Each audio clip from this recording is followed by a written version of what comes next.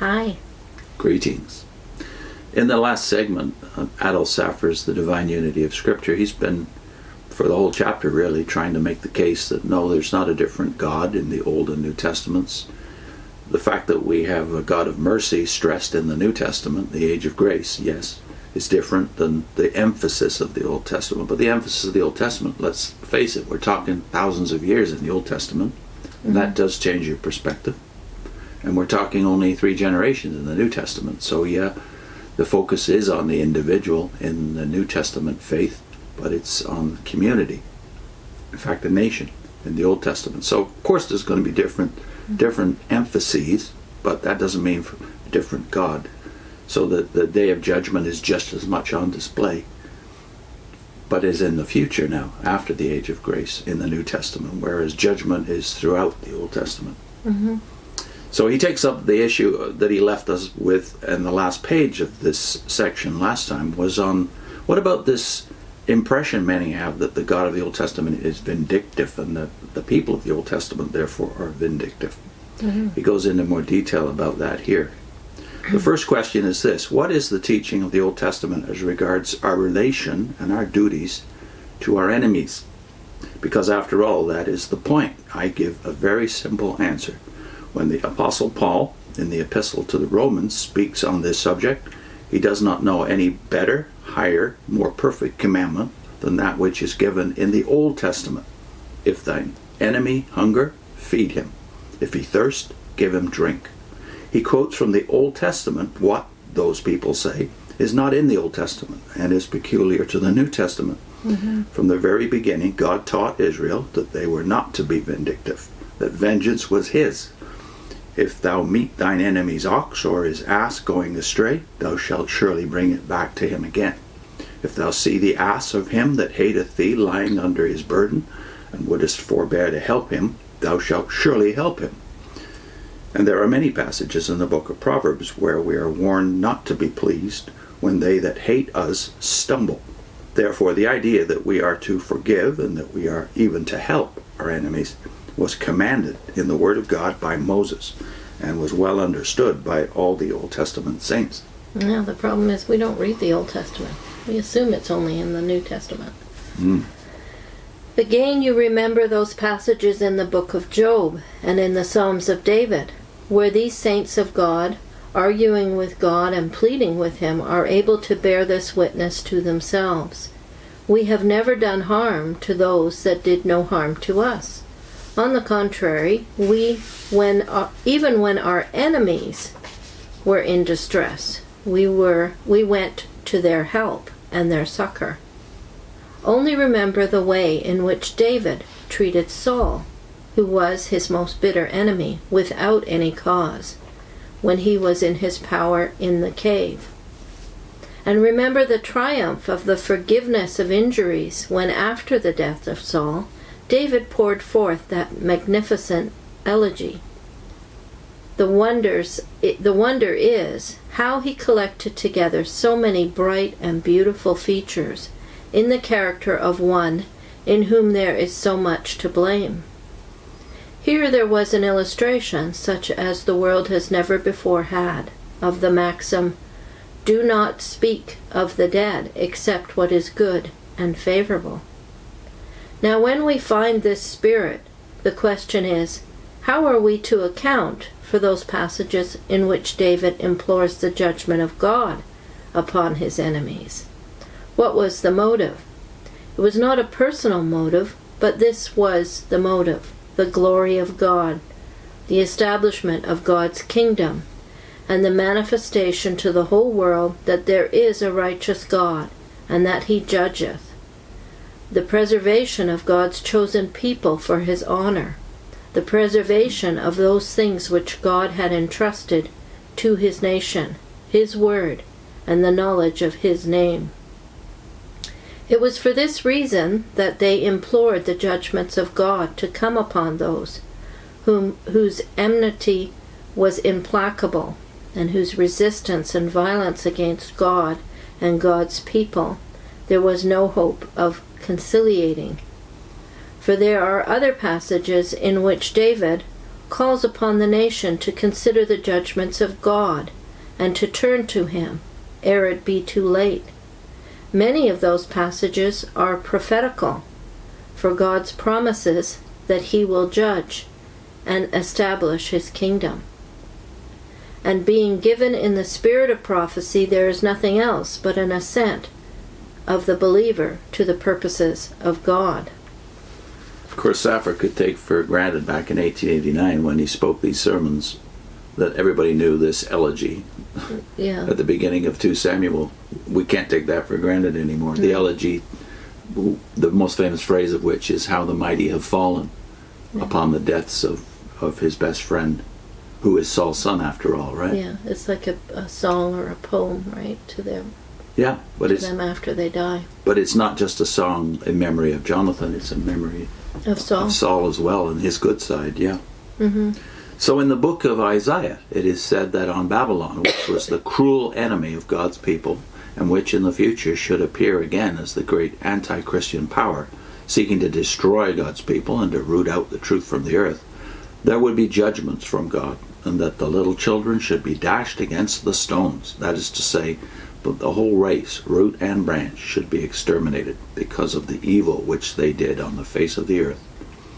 In poetical language, this is reiterated as Deborah sang before, "So let all thine enemies perish, O Lord, but let them that love him be as the sun when he goeth forth in his might."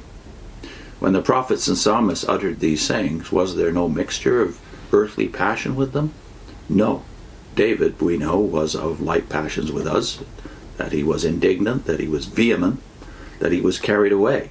So you remember in that beautiful passage when he had gone against Nabal to punish Nabal on account of his behavior to his followers, and Abigail came and pleaded with him, and David burst forth with such humility, saying, "Blessed be the Lord God of Israel, who sent thee this day to meet me, and blessed be thy advice, and blessed be thou, which hast kept me this day from coming to shed blood, and from avenging myself with mine own hand." He knew very well what was of the earth earthy, and what was the inspiration of God. Is there nothing corresponding to this in the New Testament? That is the question. There certainly is, only in the New Testament the judgment is placed at a distance. Thus Jesus says, "Woe unto thee, Capernaum, which art exalted unto heaven, thou shalt be brought down to hell." And to the scribes and the Pharisees he says, "Woe," again and again.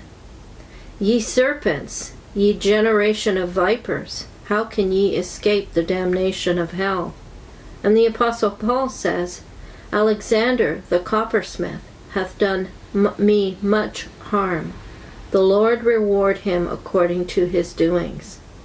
In the book of Revelation, the Lord Jesus praises the church. "This good thing thou hast, that thou hateth the Nicolaitans," not the heresy, but the men, "whom I also hate. Oh no, there was an exclamation mark. Sorry, my eyes are bad. And when the judgment are described in the book of Revelation, those fearful judgments, which it is difficult for us to read without awe and trembling, what is the feeling which those judgments call forth? Not in Jews, as they are called, carnal Jews, but in the holy and loving angels. Fear God and give glory to him, for the hour of his judgment is come. Thou art righteous, O Lord, which art and wast and shall be, because thou hast judged thus. For they have shed the blood of saints and prophets, and thou hast given them blood to drink, for they are worthy. Even so, Lord God Almighty, true and righteous are thy judgments. And in another chapter, "For her sins have reached unto heaven, and God hath remembered her iniquities. Reward her even as she rewarded you, and double unto her, double according to her works. In the cup which she hath filled, fill to her double." The dispensations were different. God is the same.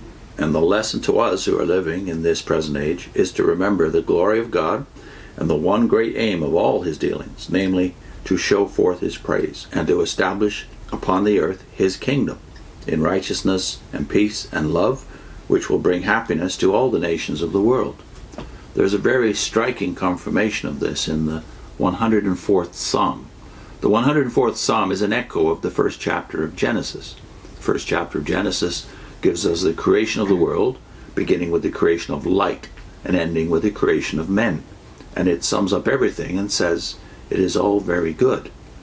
David, in the 104th Psalm, responds to this, and he describes all the universe, so to speak, beginning with God, who clothes himself with light as with a garment, and ending with man, who goeth forth to his work and to his labor till the evening. This fills him with great joy, so he concludes in the 33rd verse, I will sing unto the Lord as long as I live. I will sing praise to my God while I have my being. My meditation of him shall be sweet. I will be glad in the Lord. Now there comes an abrupt transition. Let the sinners be consumed out of the earth, and let the wicked be no more. I remember when this first struck me, I was staggered. Up to this verse, he shows how beautiful the world is and how good God is, and he is full of gratitude and joy, and he sings, and his meditation is sweet, and now there comes this thunder and lightning. The explanation is this. In the first chapter of Genesis, before sin has entered, all is very good. The Lord beheld, and it was all very good. And now this beautiful universe has been poisoned, has been defiled, and the thoughts of God frustrated by sin. It is as if a great artist had produced a wonderful picture, and then someone comes and spoils it all, and mars it. Then David wishes for the restitution or the establishment of those things which God has promised from the beginning by the prophets, namely the kingdom of Jesus Christ and his saints, and Israel and all the nations upon the earth. Let the sinners be consumed out of the earth, and let the wicked be no more. Bless thou the Lord, O my soul. Praise ye the Lord. These are very solemn solemn truths. We should never think of them without awe, without feeling personally humbled to the very dust, and without feelings of the greatest compassion and tenderness towards those that are without, and without being stirred up to prayer and to work for the ingathering of those that are still without the knowledge of Christ. Not with a cold heart or a dry eye ought these great and awful things to be viewed. It is for us to cleave unto the Lord our God and to seek his glory and his only. So, a major point of the chapter obviously is that both testaments bear witness to the same God, a God who is both just and merciful. Yeah.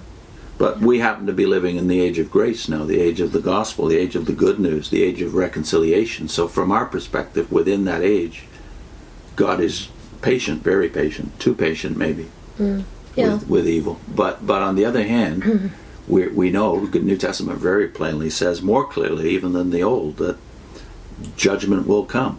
Yeah. When Paul goes to Athens, he preaches the day of judgment. That's his bottom line for all mankind. Yeah. And he preaches it out of love. You know, that's a factor that I think sometimes is missing. I remember one of the commentaries that I read said, as long as people are living, you should be preaching to them or teaching them or trying to reach them, but with tears. With tears.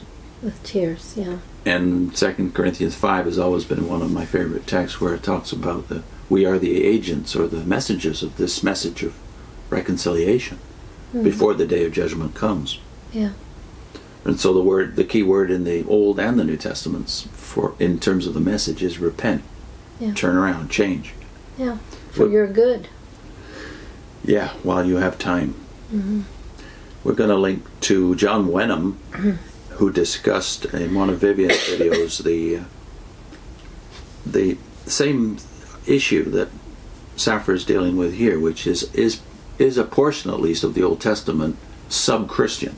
Many of the Psalms that are called psalms of imprecation or imprecatory psalms bring up the issue of are these Christian sentiments? And Wenham, I think, has a very balanced approach to that. Yeah, actually, Lewis also. I think there's one in the videos you could look up too. But, So John Wenham on the so-called sub-Christian portions of the Old Testament, and Paul in Athens, which is 3 link videos, by the way.